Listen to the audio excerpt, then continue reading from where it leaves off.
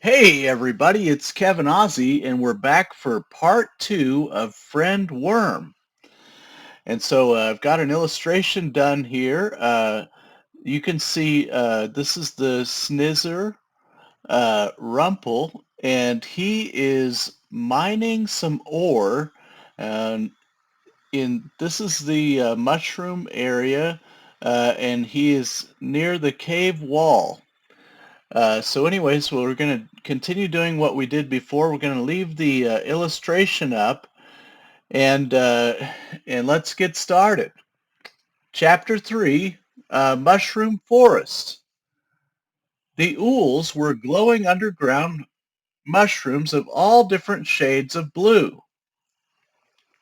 The mushroom forest stretched so high it was like a field of blue hazy light because the mushrooms illuminated the underground.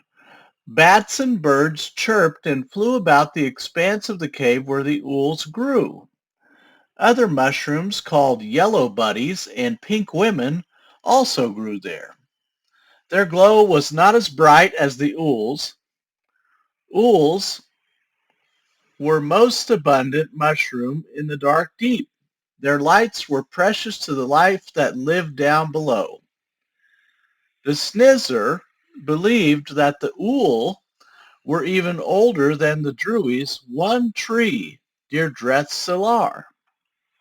Their tree was fabled to be as old as Aerth, billions of years old, and the ongoing debate between the races of elves about who came first, the Druid, the High Elves, or the Wood Elves. There was also a rare race of elf called the Grey Elves, but they were rarely ever seen. They were hermits with strange customs. They never lived together. The Greys' customs were against communities and government. They stayed solitary, only meeting every so often to produce children at some odd ceremony. Brightly glowing spores floated about with a life of their own, producing colorful illuminations on the floor of the cave. Lizards and salamanders were actively stalking insects among the stalks and the vines. There were even some flowers that would only bud at this time of the year. Rumpel took out his pickaxe and began picking away at a vein of some blue mineral stone he'd found a day or so ago. Just as he was finishing up, he felt a bump on the back of his head. Poof! A cloud of yellow spore dust exploded all over him. It was too late. He'd already breathed in the pungent cloud and began coughing. He rolled around on the ground, coughing and wheezing for several minutes until finally it subsided. When he opened his eyes, they were blurry. He couldn't seem to focus. Everything was mixing like a blob of glowing colors. The ground under his feet was rubbery and bounced as he tried to walk. A fragrant smell like cornbread wafted into his nostrils. After what seemed to be a short time, he could see the forest again. Standing in front of him, blocking his way, was a boy about his height and maybe the same age. Yo, what do you think you're doing out here, Gooby Bobber? The boy asked rudely. Nobody comes out here. I'm making stuff.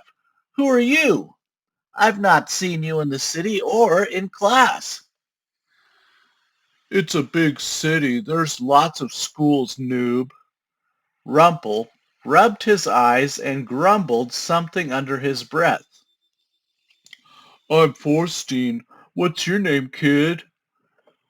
I'm Rumpelstein. Wait, this just isn't possible. That's the name of the kid that that died 3 years ago. Forstein laughed. I'm not dead, dude. Just then he looked down. His body became transparent. And so I have another a photo here of that. Here's the illustration of Forstein. His body became transparent. Just kidding. I know I'm dead. I'm a spirit now. This place keeps me going, I guess, but it's not enough.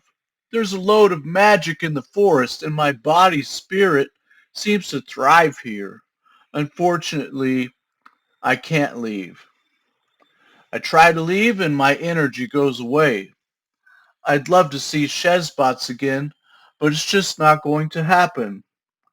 Think maybe I could borrow your body for a little bit? You could stay here until I get back. What do you think, buddy? No way! Well, fine. We'll do it the hard way. He punched his ghostly hand through Rumpel's chest. Rumpel coughed and swatted at Forstein. His ghost body dispersed into a vapory swirling mist. Rumpel ran as hard and as fast as he could away from the ghost. More pink, yellow, and blue, and even some purple spores exploded in his face. He was coughing again. He couldn't see anything. He ran headfirst off the cliff and plunged hopelessly into the depths of the Catapani River. Okay, everybody, I think that's going to do it for this part 2 today, and I'm going to come back for part 3, and so stay tuned. I'm going to try to do that today. I try to post about 2 or 3 episodes a week, and I know I'm not very consistent, but I'm trying. So, hey, everybody have a great day and a great night, and stay tuned. We'll be back later for part 3 of Friend Worm.